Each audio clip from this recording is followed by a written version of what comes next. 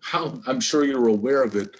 What do you make of a guy playing on a partially broken leg through three playoff games? Yeah, I mean, just the grit that he played with, and I said that I think going back to the Indianapolis game, might have even been the game before it. Yeah, there's the Indianapolis game.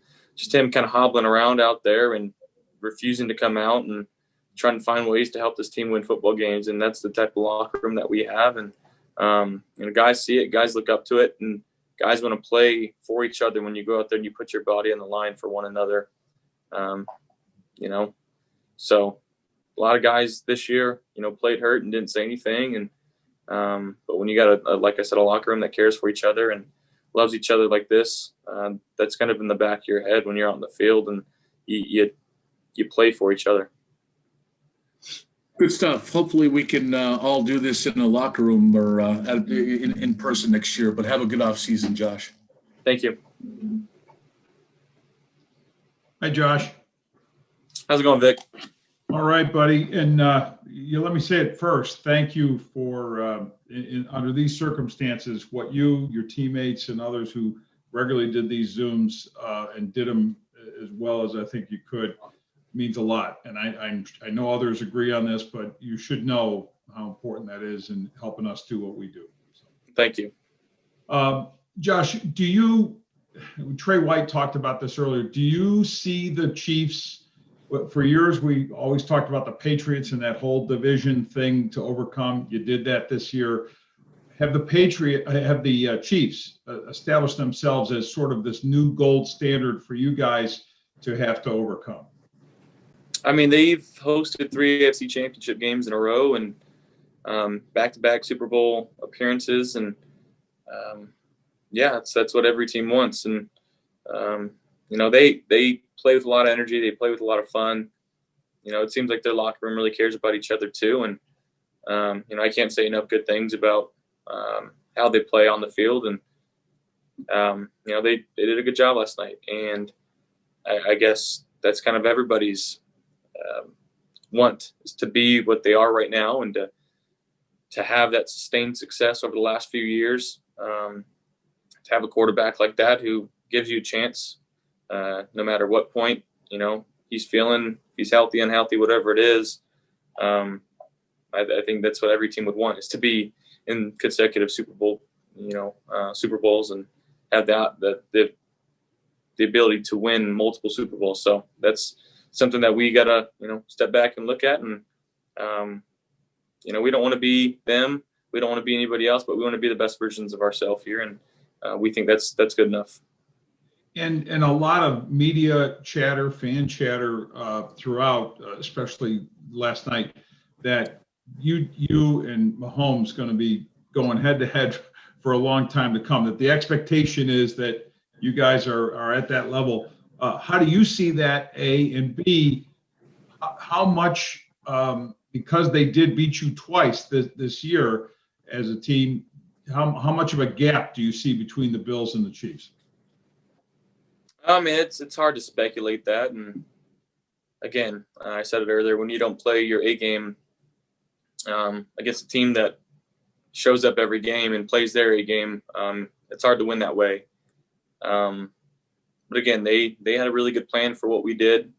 And again, they're in the Super Bowl for a reason, and they found a way and we didn't. And that's the end of the story. Should have asked you this first. How is your dad? The report was that he had COVID, was hospitalized. What can you say about an update? Yeah, he's home now. He's doing better, isolating himself from the rest of the family. And, it's kind of ran its course through my family. I think all my siblings have already had it. And I guess now my parents have had it. But obviously it's nothing to joke around with. And, where they're doing their part to stay isolated and stay away from it. But he's doing better. Thank you for asking, Vic. Okay, best to all of them, and thank you, Josh. Hey, Josh, after the game, we saw a couple shots of you and Stefon Diggs hugging each other as the clock was ticking down to 0, and then we saw a shot of Stefan Diggs as the only Bills player left watching the Chiefs raise that trophy for the AFC Championship game as they won it all. What does that say about Stefan Diggs just as a competitor, as he's standing there as the only Bills player left? And what were those conversations that you had with him after the game? I mean, it just shows that, his competitive nature, wanting to feel those emotions, wanting to use those emotions this offseason and next season going forward, so he doesn't have to experience that again. And, I know why he didn't or why he did it. And, it's definitely going to fuel him, and, our embrace, just telling him how much I loved him, what he meant to me, and that we got some work to do. There's no doubt in my mind that we'll be back, and some other things that I'll keep between me and him. And I know you touched on the feeling of losing against the Texans in the playoffs versus this loss, and still feeling a sense of upsetness and wanting more in this season, and rightfully so. But what are you proud of? What can you hang your hat on from this season and use it as positive fuel for next season? Yeah, and I'm proud of how our guys fought to the very end. There's a few key games this year that we just found ways to win football games, and we played really good complementary football, up until that game last night. And just every experience and every game that we can be in, it allows us to learn and grow from it, and to have those 3 extra games this offseason or this postseason it's gonna help us out. And we're by no means done. Next year is gonna be, I'm super excited already, and super excited about this whole process of feeling this hurt and this pain, and letting it fuel me, and using it in the right way, and focusing everything that I have towards trying to become better and trying to be the best version of myself, and the best quarterback for this team, in order to help us win football games. And I get the feeling that's how a lot of guys feel right now, and we're not satisfied, obviously, and I feel like I'm learning this lesson now. But unless you win the whole thing, you're not satisfied with how it ended. There's always things you could have done better, and hindsight is 2020, and that's what sucks about it. But again, we'll learn from it, we'll grow from it, and we'll be better from it. Thanks, Josh. Rest up and have a great off season. Thank you, Maddie. Hey, Josh. I want to echo Vic's sentiments too. Thanks for doing this, and especially after yesterday. We don't have to talk about what your feelings are for Brian Daboll, because we've covered that in detail. But what was it like going through that process of the playoffs as you guys are winning and having this huge season, and all this kind of extra stuff with him, with head coaching jobs and everything like that? What was that kind of like? And was it a distraction at all at any point, or were you guys able to not make it that? No, it wasn't a distraction at all. To say that I'm extremely surprised he didn't get a chance to be a head coach. He's one of the greatest dudes I've ever been around, one of the greatest coaches I've ever been around, and he means so much to me, and I know his time will come. And I am super excited and glad to have him back next year, and just to keep this thing rolling. And I know he's got the same feelings and the same fire to come out next year and try to get the results done that we want to get done. And I'm excited, like I said. But no, I don't think any of that was any type of distraction for us at all. Mm-hmm. And what was the moment like yesterday? I mean, obviously not the result you wanted, but we've talked in the past about checking boxes. You played in so many big games this year. I mean, your whole team has. What was the moment like, and how do you guys think you handled the moment? I mean, it was obviously a cool experience of being in it and being in Arrowhead with the fans, and how loud it got. And as a kid, that's kind of the feeling that you'd expect being in that moment. And you kind of try to take it in and enjoy it, but at the same time, go out there and try to play your best. And obviously we didn't do that last night, and we got to find ways to try to win that game. But just wasn't our night, and we know that and we understand that. And again, we'll use it. And I got, like I said, no doubt that we'll be back, and this team's gonna fight and use this as fuel. Thanks, Josh. Hey, Josh, it's Kim Jones. Hey, Kim, how you doing? Good, thank you. And thanks for doing this always. Your Zooms are awesome, and I appreciate it very much. Thank you. I don't want to turn it into some analysis of you here. I really don't, but it almost strikes me that you're so hard on yourself. And I just wonder, in a season where you played so beautifully, won so many games, did what so-called experts said you couldn't with the completion percentage going way, way up, will you take a moment, even if you don't want to do it on this Zoom with us, to at least allow yourself to exhale that you accomplished an awful lot in your third year as an NFL quarterback? Yeah, I mean, I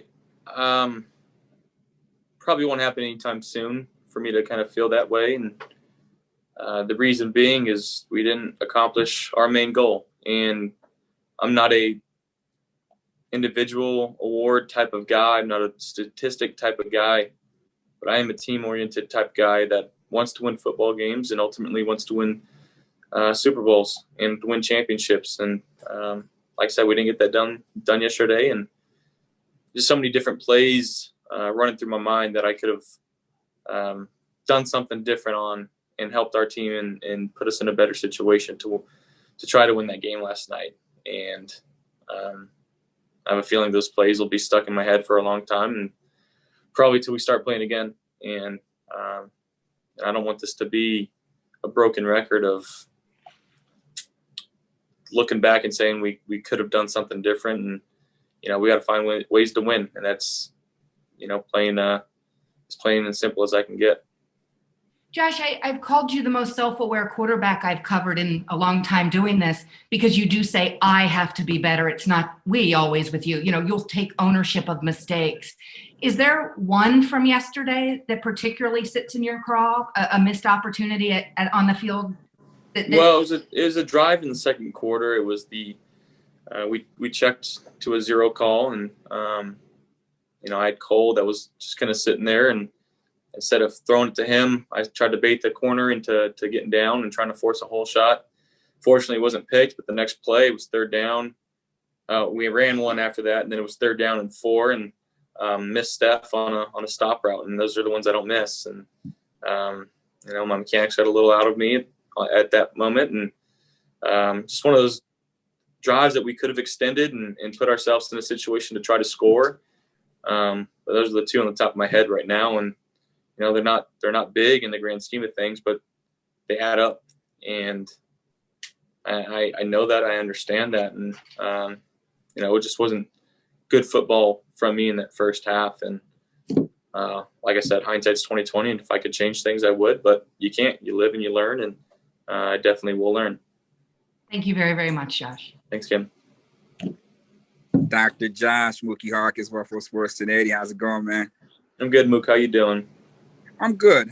Just to follow up what Kim was saying, in that sequence in the second quarter, on 3rd and 2, right before that timeout, were you going to try to go up the middle of the right there? Because it seemed like nobody was there in the middle of the field before that timeout was called. Was that your mindset going into that particular play? On which play was that? On 3rd and 2, when you called the timeout, right before the timeout, y'all moved the guy out on motion, and the middle was completely wide open. Was you thinking of just keeping it right then and there and attacking the middle with it being so wide open before that timeout? Yeah, I'm trying to get that play figured out. Is it in the second quarter, you said? In the second quarter, right? Yeah, y'all was inside the red, and the timeout was called. I think the time was running down while Coach called. Gotcha. Okay, yeah. The crowd got a little loud there, and we were trying to check out into a different pass play, but that running inside wasn't really my thought process on that play. But looking back, it probably would have been a good play. Absolutely, man. Hey, the 2020 Bills, man, y'all came out of nowhere. No one in the outer world would have even thought that y'all guys would finish one game away from the Super Bowl. So next year, you will not be a surprise. How do you get better to make sure that you guys finish amongst the elite again next year? Well, you keep diving into your playbook, you keep watching film, you keep working on mechanics, and that's what I'll be doing this offseason. Trying to fine-tune my game and, like I said, try to be the best version of myself, the best quarterback that I can be for this Bills team. Hey, Josh Allen, man, you've been your quarterback play has been a breath of fresh air for the city, man, and it's a good sign for the years to come, man. Good luck on your journey and have a healthy offseason. Thank you, Mook. Hey, Josh, it's Jay with the Buffalo News. I'll echo what a lot of others have said. Appreciate your time all season doing these. Offensive line for you guys, you're looking at the possibility of some uncertainty with John and Daryl both being free agents. I know that particularly with John that you've grown pretty close in his couple of years here. What would you like to see happen up front in terms of continuity in building or continuing to work on the relationship that you've built with those guys and really the whole group up front? Yeah, I mean, it's not really my job or what I get paid for. All I can say is I love my guys. I really do. Daryl was nails for us. He's been awesome this year. And again, I grew close with him. I grew close with John over the last couple of years. And obviously love to see both of them back and continue to do what we were doing. And those are two guys that really helped this offensive line.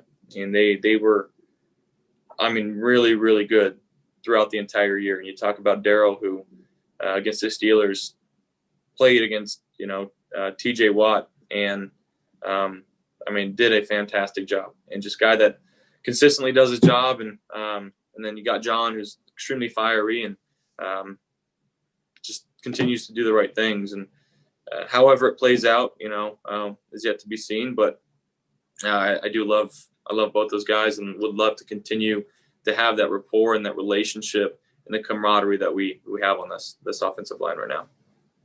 And then the run game last night in particular, and really for the season with Devin, I got the sense from him that it was a bit of a frustrating season in his second year. Where do you think you can improve in that category? And I mean, obviously, you guys finished second in scoring offense, so you were doing well moving the ball through the air. But in a game like last night, where it wasn't as easy through the air, would it have been beneficial to maybe be able to get a little bit more support from the run game, and how do you improve that moving forward? I mean, I'm not really sure. I mean, we threw it a lot this year, and Dable has done a lot of statistics on, the more efficient types of play calling and first and second down, and again, finishing second in scoring is no slouch. Obviously, we'd love to get the run game going each and every game. But again, with a team that just continues to score like the Kansas City offense, you got to be able to match that. And sometimes with running the ball, that takes the clock away, makes it a longer game or a shorter game, and you got to score points to keep up with them. So, I appreciate our guys, and they run the ball hard, and Motor's fantastic out of the backfield catching passes too, and TJ did a really good job last night. So again, we'll work on it, and we'll find ways to be better at it for sure. Thanks, Josh. Have a good offseason. Thank you as well. Hey, Josh, really glad to hear that your dad is doing well, first of all. And second of all, thank you for what you did for helping out with me with Eric's Foundation last month as well. It was really nice of you to do that. I just want to say that. Thank you. No problem. Now, going into the off season, first of all, how healthy are you? Do you want to, kind of tell us, what's going on with your body? I know it's been a long season, but also what does the next few months look like for you? Because obviously it's a little bit of a different year here with everything going on. I know you usually go out and work with, Jordan and Sam and those guys. Yeah. I mean, that's kind of remains to be seen. I don't think I'm going to be heading out here in the next few days, but we'll figure it out. Body's feeling good, some bumps and bruises from last night, but nothing crazy. I felt like I did a really good job with my group last off season and making sure that my body was doing what I needed to do in the off season and making sure I was flexible and still strong. And, my trainer out there, Naomi, she did a really good job with the group that we had. And then coming here, and our strength staff did a really good job with making sure that we were working on what we needed to work on, and our training staff did a good job of keeping us healthy. And when we weren't, they did a good job of getting us back to getting healthy. So, it's just kind of trusting that process. And again, I'm not a medical expert or a training expert, but surrounding yourself around people that know what they're doing and trusting them, and it helps. And I definitely think we got the best in the business in this facility as far as weight room and training room goes. And I think that's why you saw, like, our, knock on wood, but our injuries this year were really good, and we did a good job of staying healthy and guys getting back on the field. So hats off to our guys here. All right, man. Have a good off season, and my best to your family. Thank you, Sam. Hey, Josh, Adam Benini. I realize you are just decompressing from an AFC Championship game, but I don't know when we're going to get the chance to talk to you again. So I asked this with that perspective. You had told me, I think around the time we were doing the story on the donations, the children's and your grandmother's memory, that you never wanted to leave here.